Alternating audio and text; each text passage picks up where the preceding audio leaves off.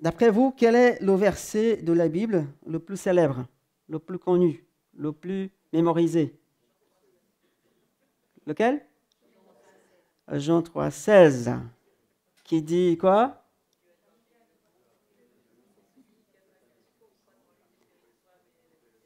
Amen. Je le relis. Car Dieu a tant aimé le monde qu'il a donné son Fils unique afin que quiconque croit en lui ne périsse pas, mais ait la vie éternelle. C'est de ça qu'on va parler ce matin. C'est la première fois de ma vie que je prêche sur ce verset. Hein? C'est vrai, on connaît par cœur. C'est pour les nouveaux convertis, c'est le premier verset qu'on apprend à cœur, qu'on apprend vraiment. Vous m'entendez? Ok. Et ce verset il contient les plus grandes réalités qui existent. Dieu, l'amour, le monde, le Fils de Dieu, la foi, la mort éternelle et la vie éternelle. C'est un résumé complet de l'évangile que ce verset-là. Ces paroles, c'est Jésus qui parle. Les paroles de Jésus parlent de 4 réalités au moins, pour moi, 4 réalités de la vie. Et moi, je les appelle les 4 D de l'évangile. Ce n'est pas 3D, c'est 4D de l'évangile. Et en fait, on va, dans quelques dimanches, parler de ces versets-là. Jean 3,16. Quels sont les 4 D? Le danger, le dessein, le devoir et la destinée que ce passage nous montre. Le danger auquel nous sommes tous confrontés, lequel périt sous la colère de Dieu. À cause de quoi? De nos péchés, mon péché à moi. Le dessein de Dieu, c'est quoi ça? C'est son amour qui nous aime, qui a fait que Jésus a été envoyé ici pour mourir à notre place. Et le devoir de l'homme à répondre à cet amour, à cet appel de croire au Fils de Dieu.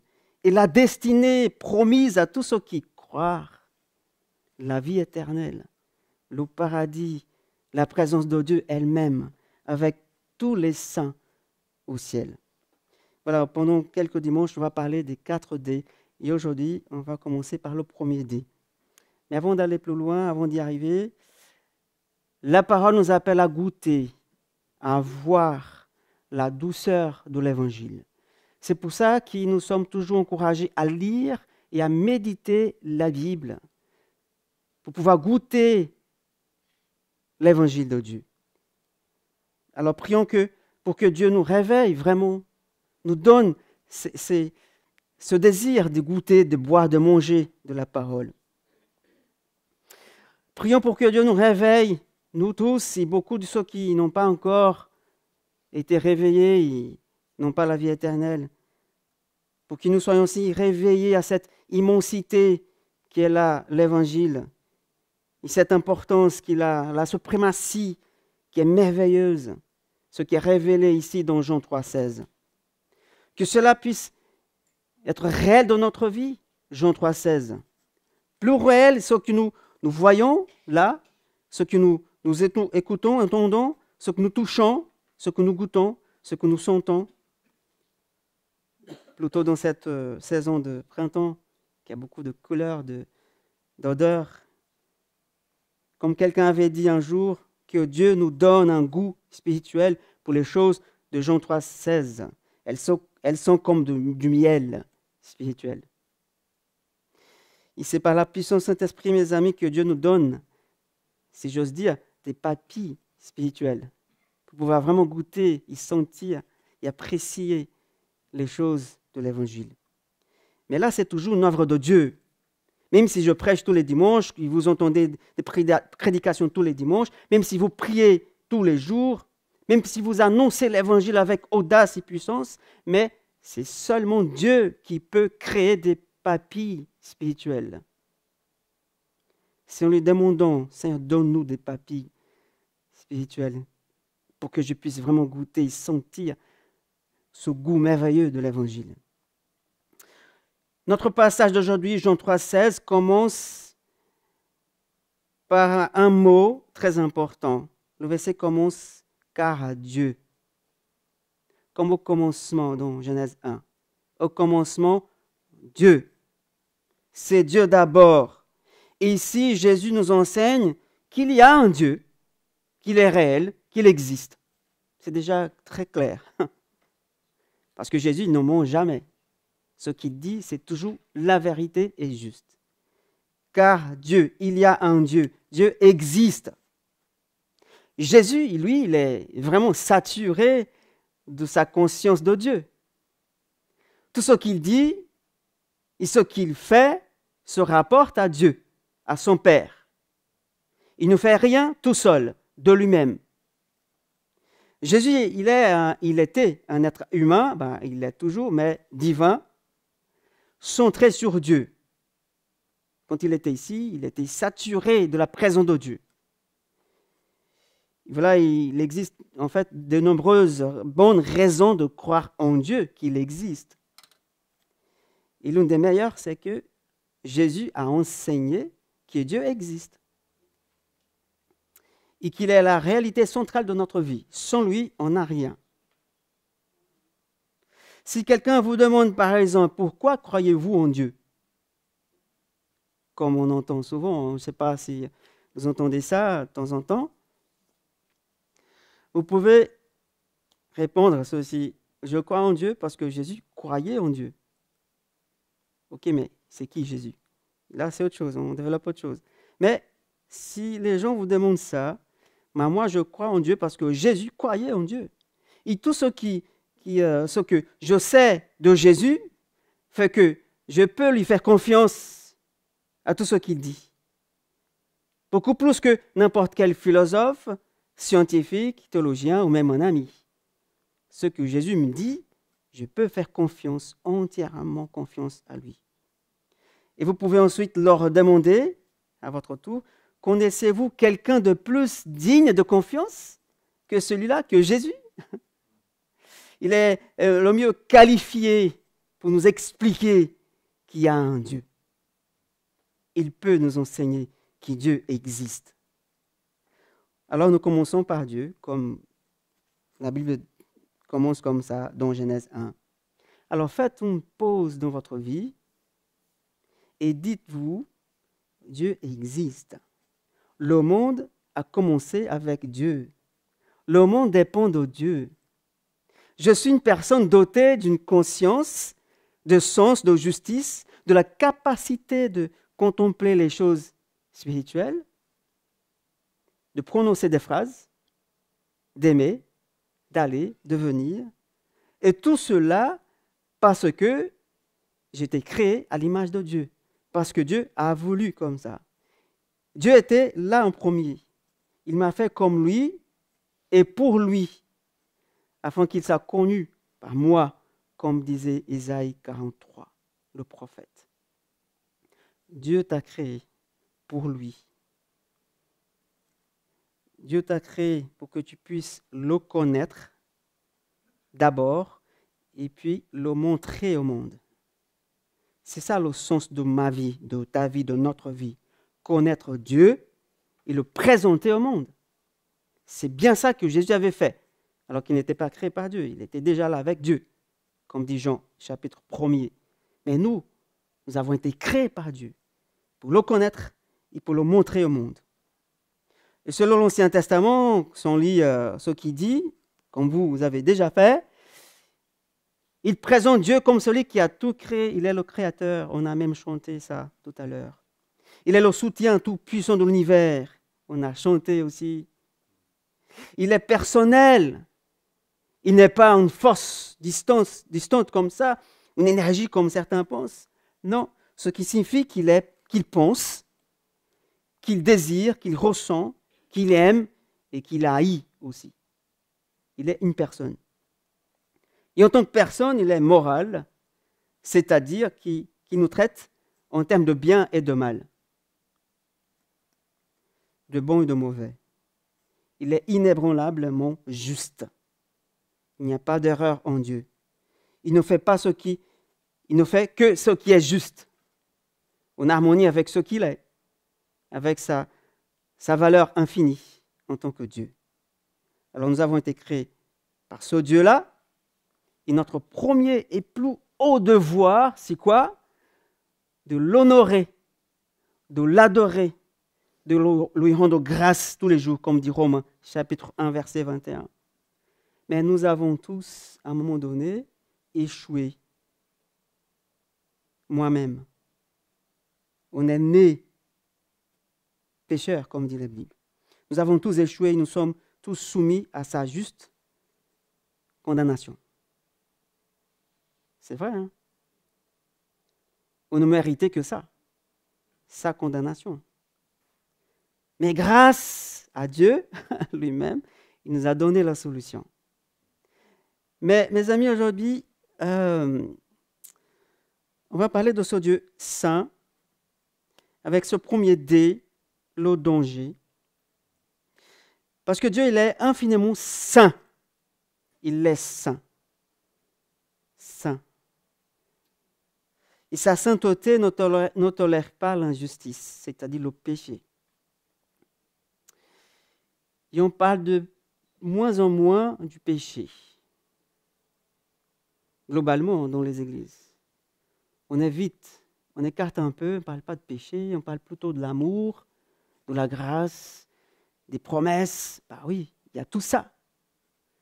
Mais l'évangile, ce n'est pas complet si on ne parle pas du danger, du péché, ce qui nous condamne. Et lorsque quelqu'un te dit, nous dit, vient te voir et dit, j'ai une bonne, mauvaise nouvelle pour toi, laquelle veux-tu entendre en premier? Qu'est-ce qu'on dit normalement? La bonne pour certains, d'autres disent, la mauvaise, commence par la mauvaise. Je ne sais pas. Mais quand quelqu'un arrive avec cette proposition, j'ai deux nouvelles, soit j'ai une bonne, une mauvaise. Normalement, on dit la mauvaise d'abord. Après, on verra, ça termine bien. On va terminer par ce qui est bien. Alors aujourd'hui, on va commencer par la mauvaise nouvelle. Eh oui, le danger. Le premier D de Jean 3,16. Quel est le danger? Comme dit Jean, périr, la perdition. Parfois, on ne parle plus de ça. On a passé déjà cette étape, mais il faut qu'on revienne de temps en temps. La vérité de ce verset pour nous aujourd'hui est simple. C'est probablement l'une des choses la plus importante que quelqu'un puisse nous dire, nous annoncer, à savoir, vous et moi, tout le monde, périront si nous ne faisons pas confiance en Jésus. Voilà la mauvaise nouvelle de l'Évangile. Parce qu'il y a une bonne, il y a une mauvaise. La mauvaise, c'est la perdition. Mais qu'est-ce que c'est la perdition? Pourquoi périssons-nous si nous ne croyons pas en Christ? Est-ce qu'il est vraiment utile d'en parler? De ces nouvelles menaçantes qui me menacent, qui me dérangent parfois? Qu'est-ce que c'est la perdition selon la Bible? Si vous revenez en arrière, Jean 3, 18, plus loin, pardon. Périr signifie être sous la colère de Dieu. Verset 18.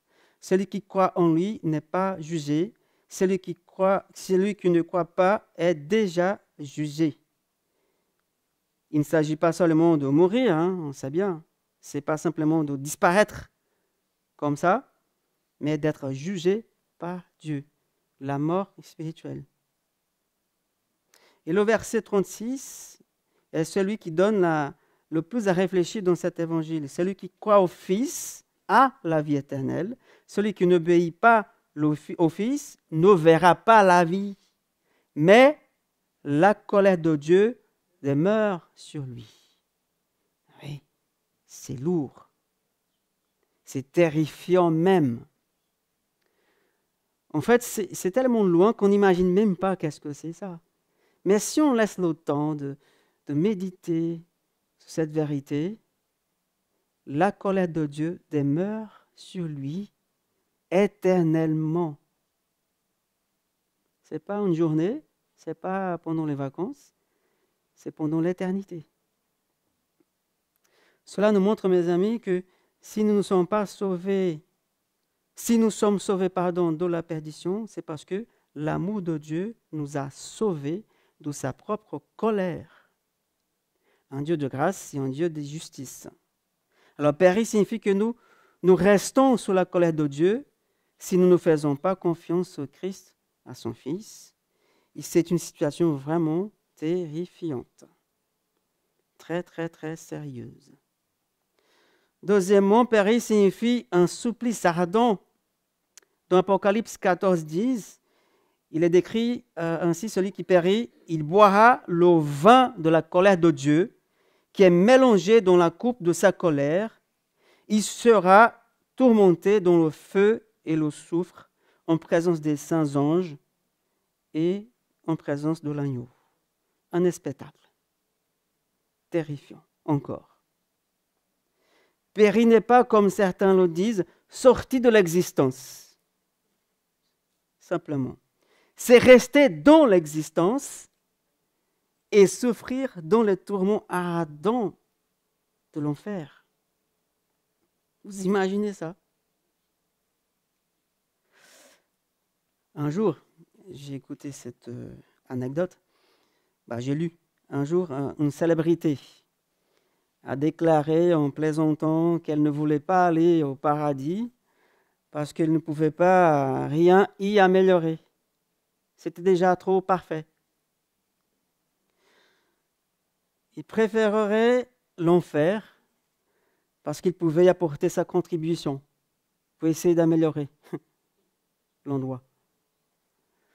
Malheureusement, il y en a beaucoup de personnes qui pensent comme ça. Il y en a beaucoup qui pensent comme ça. Qui vivent dans ce genre de légèreté, sans se rendre compte que cette légèreté peut devenir une dureté irrémédiable. Il n'y a pas de retour en arrière. Une fois dedans, c'est fini. Troisièmement, périr signifie être séparé de la gloire de Dieu. Paul décrit dans 2 Thessaloniciens 1, 9, ils auront pour peine une ruine éternelle, loin de la présence du Seigneur et de la gloire de sa force. Ici, dans ce monde, mes amis, Dieu se révèle chaque jour de 1000 et 1000 manières. Il se manifeste, il se montre. Le soleil brille, c'est déjà la manifestation de Dieu. Chaque personne se lève, marche, ils sont encore là, ils respirent. C'est la manifestation de la présence de Dieu. Parce que c'est Dieu qui soutient toutes choses. Et Paul dit exactement ça. Quand on regarde la nature, on doit glorifier Dieu. Parce que la nature manifeste la grandeur de Dieu et sa présence même. Voilà que Dieu se révèle chaque jour. Il envoie des interventions, des avertissements pour que les gens puissent l'écouter, les voir. Et si nous voulons bien voir les choses, on va se dire, Dieu existe. Si on se laisse vraiment méditer par ça, on va dire, Dieu existe. Il y a quelque chose au-delà. En enfer, ceux qui périssent seront coupés de toute son œuvre, sauf de l'œuvre de la colère de Dieu.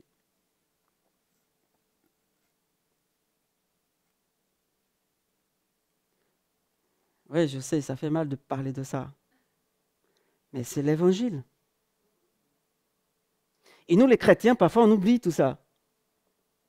Même si on sait, si on connaît, qu'on est sûr, mais moi-même, je suis dedans.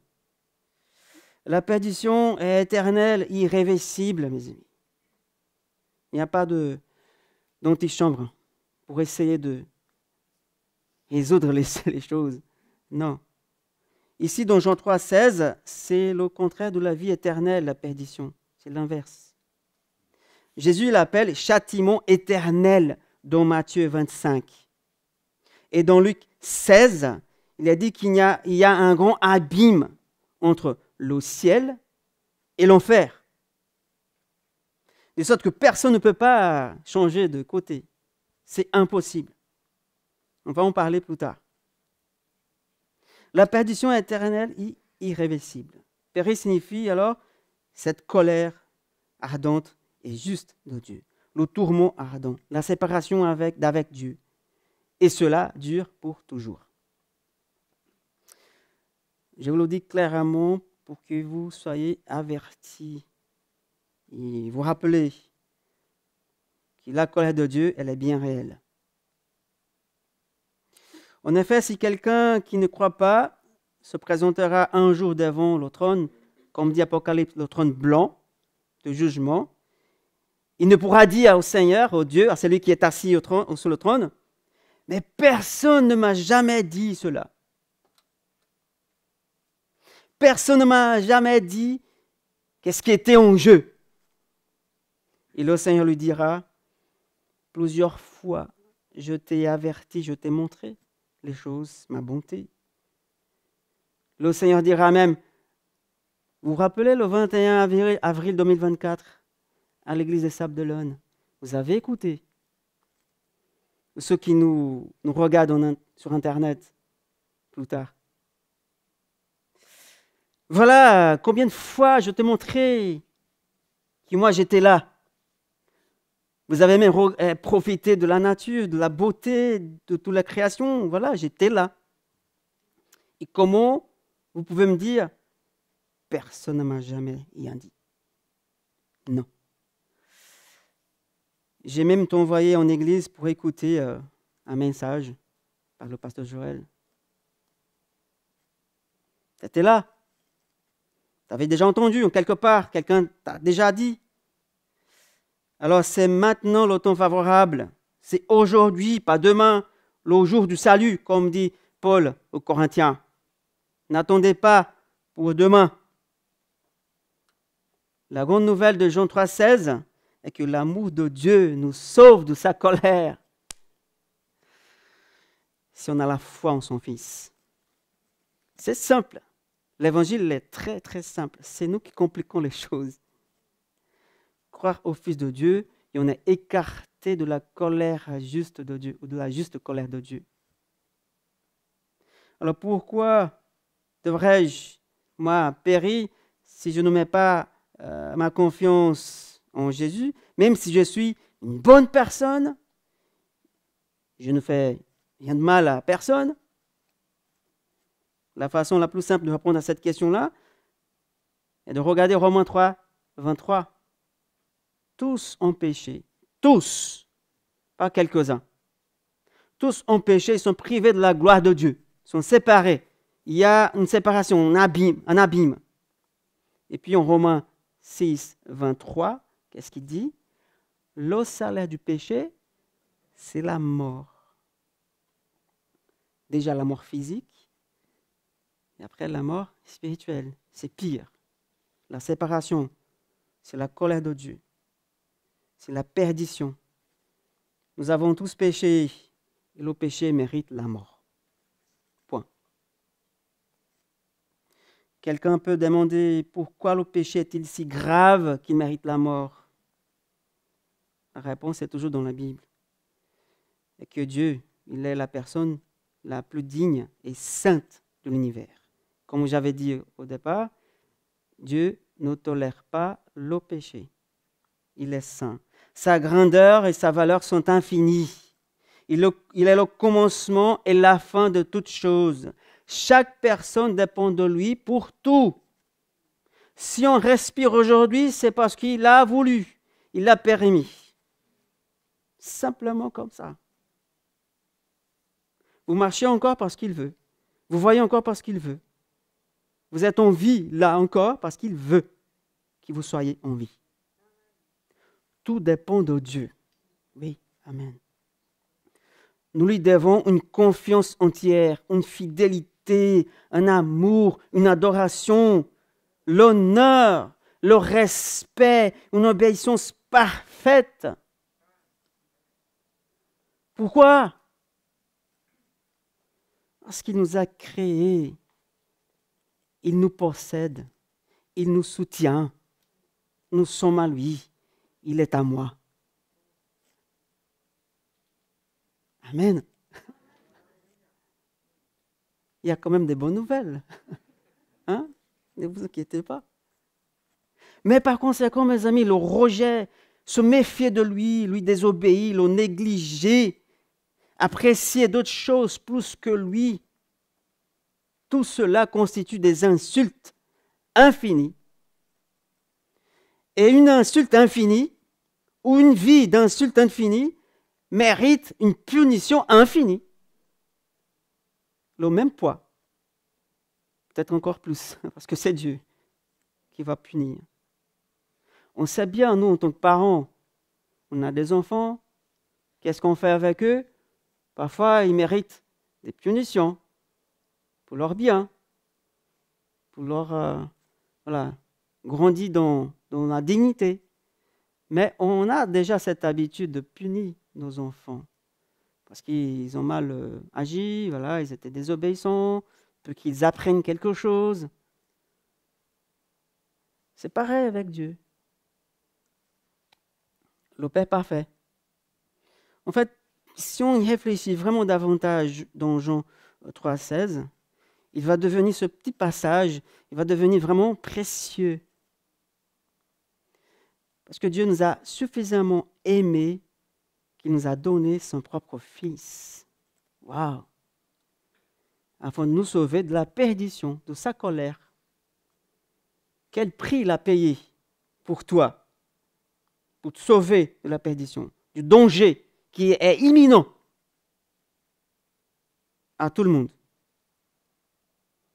Enfin, est-ce qu'il est vraiment utile de parler de ces nouvelles menaçantes? Est-ce que ça vaut le coup d'en parler? Moi, je dirais que oui, il faut en parler. Pour deux raisons très simples. Si vous faites partie de ceux qui sont déjà sauvés, qui sont dans le bateau, pour prendre notre contexte, que vous êtes sauvés dans le bateau, vous n'êtes plus dans danger hors du bateau, parler de ces nouvelles menaçantes, ça nous réveille, ça nous inspire, ça nous émerveille encore et encore. Ça nous rappelle des choses. Parce qu'on est tellement habitués, parce que nous sommes déjà dans le bateau, on s'habitue aux odeurs, à ce qu'on voit. Ça ne fait plus rien, bon, c'est normal maintenant. Alors qu'avant, c'était waouh! On s'habitue en fait. Même dans la foi, on s'habitue. Et pour moi, ce passage nous rappelle, nous qui sommes déjà dans le bateau, sauvés, c'est une invitation à nous émerveiller chaque jour par ce qu'il a fait pour moi. Il m'a écarté, il m'a épargné du danger. Et nous sommes là dans le bateau maintenant avec des bouées à la main de sauvetage pour aider à ceux qui sont dehors. Et on lance la bouée de sauvetage pour ramener les autres qui sont en danger, pour monter dans le bateau. Waouh! C'est ça, notre devoir. Vous qui êtes déjà dans le bateau, n'est-ce pas? Alors c'est cette image, j'ai une bouée de sauvetage. J'amène avec moi partout. Au cas où quelqu'un, j'offre la solution, le salut. C'est ça notre devoir, ça nous rappelle ça. Alors pour ceux qui ne sont pas encore dans le bateau, ça réveille aussi, parce que ça fait réfléchir à la vie, aux enjeux de la vie, parce qu'en fait c'est leur vie qui est en jeu. C'est ma vie qui est en jeu. Ça me réveille, ça me fait réfléchir. Un homme qui s'appelait John Newton, né en 1725, pas si jeune que ça, est devenu, lui, à l'époque, un capitaine de navire. Il trafiquait des esclaves, il était un peu méchant quand même, rebelle envers Dieu. C'est un Anglais. Désolé, Tony, Elisabeth, mais on est aussi des pécheurs, nous les Brésiliens aussi. Mais lui, il était rebelle envers Dieu parce qu'il connaissait Dieu. Il est devenu trafiquant d'esclaves. Mais il a été amené à la foi en Christ. En fait, c'était par une série de terribles dangers qu'il a traversés. Il a même failli des naufrages, plusieurs choses. Il était choqué avec tous ces événements-là qui l'ont amené à prendre une décision et à prendre au sérieux le ciel et l'enfer. Un jour, lorsqu'il chassait dans une forêt en Irlande, il raconte ceci. Alors que je grimpais une petite raide, et en tirant le fusil derrière moi, il l'a tiré si près de mon visage qu'il a brûlé le coin de mon chapeau. Il a raconté ça, il a eu cette expérience, encore d'autres. Et lui, il a considéré toutes ces expériences-là comme des moyens, comme des signes de Dieu pour l'attirer à lui, attirer son attention pour qu'il apprenne à le craindre, afin qu'il cherche le secours dans le seul endroit où il pouvait trouver Christ. Parfois, Dieu, il nous appelle comme ça. Pas des dangers qu'on a traversés, on a vu. Dieu nous a épargnés alors qu'on ne se rendait pas compte que c'était lui. Et après, quand nos yeux s'ouvrent, on regarde en arrière. Ah ouais, c'était Dieu. Là, là, là et là. Moi, j'ai vécu ça plusieurs fois. Ma famille, pareil. Mon fils, dernièrement, là, il a vécu ça. C'est ainsi que finalement, cet homme, John Newton, a écrit un hymne que tous connaissent, Amazing Grace, ou Grâce infinie en français. C'est lui qui a écrit. Après tout ça, il s'est converti. Et une strophe dit « Lorsque je connus l'amour de Dieu, grâce chassant ma peur, or que ce jour fut glorieux et très doux dans mon cœur. » Ma prière, mes amis, est que Dieu le fasse pour nous, pour certains d'entre nous aujourd'hui, ce matin, qui nous réveille, à nous émerveiller à cette chose que Dieu nous a fait. Il nous a épargnés de sa colère, de ce danger. Mais pour ceux qui ne sont pas encore dans ce bateau-là de sauvetage, je prie aussi également pour vous, pour que vous soyez vraiment réveillés et que nous soyons tous émerveillés avec cette beauté immense de Dieu pour nous. Parce que nous ne sommes plus sous la colère de Dieu. Amen. Ah, c'est formidable ça. Car Dieu a tant aimé le monde qu'il a donné son Fils unique afin que quiconque croit en lui ne périsse pas, mais ait la vie éternelle. Que Dieu le fasse dans votre vie. Que Dieu nous réveille. Prions. Père éternel, quelle grâce tu nous as fait, Seigneur. Nos mots manquent pour décrire ce qui nous sentons, nous avons dans le cœur pour te dire, Seigneur. Mais comme tu connais toutes choses, même si avant qu'on parle, tu connais déjà, alors écoute nos cœurs ce matin. Écoute nos cœurs, Seigneur. Entends nos battements. Et nous te sommes reconnaissants, Père, de ton grand amour. Cet amour surprenant, magnifique, merveilleux et infini. Cet amour qui nous a épargnés de ce danger qui était imminent pour nous. Mais grâce à toi, tu nous as sauvés. Tu nous as envoyé ton Fils. Et aujourd'hui, nous pouvons dire, gloire à toi, Père éternel, parce que nous ne sommes plus sous ta colère. Maintenant, nous sommes avec toi. Et nous régnons avec toi. Nous sommes déjà assis avec toi au ciel, comme dit ta parole. Nous sommes déjà ressuscités avec toi. Alors, gloire à toi, Jésus. Merci d'être venu ici, Seigneur, et nous montrer la voie. Et effacer le péché qui nous comblait. Merci, Père éternel. Alors, Seigneur, tu connais nos cœurs. Tu connais chacun et chacune ici ce matin. Tu connais bien ce qui t'appartient. Alors, je veux prier pour nous tous. Parce que moi, je n'ai pas tes yeux. Je ne peux pas voir comme toi. Alors que toi, Seigneur, tu vois tout. Alors, je prie maintenant, Seigneur, pour mes amis qui sont là avec moi devant toi. Je prie pour leur vie.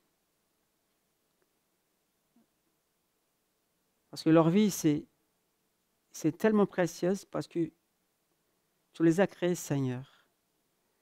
Alors je prie pour leur vie. Qu'ils soient sauvés, Seigneur. Alors montre-lui, Seigneur. Montre-lui qu'il a besoin de toi.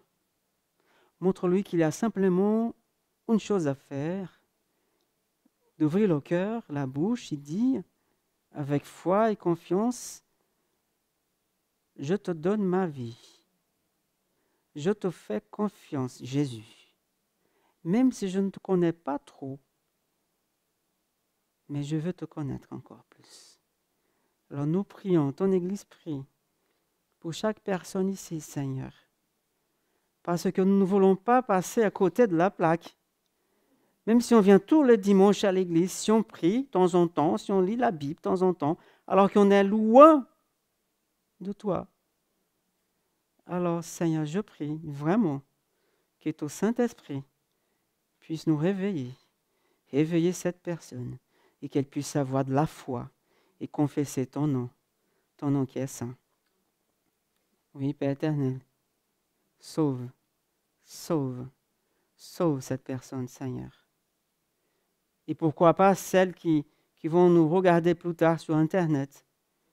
Nous prions pour eux déjà, en avance. Toi qui nous regardes maintenant, nous prions pour toi. L'Église prie pour toi. Ouvre ton cœur, parce que ta vie, elle est précieuse. Dieu t'a créé avec un plan, pour un but. Et ce n'est pas pour aller en enfer, pas pour aller au jugement, non, mais pour passer de l'autre côté, pour sortir du royaume de ténèbres au royaume de la lumière. Alors viens à Jésus, aujourd'hui. N'attends pas demain. Nous prions au nom de Jésus-Christ. Amen.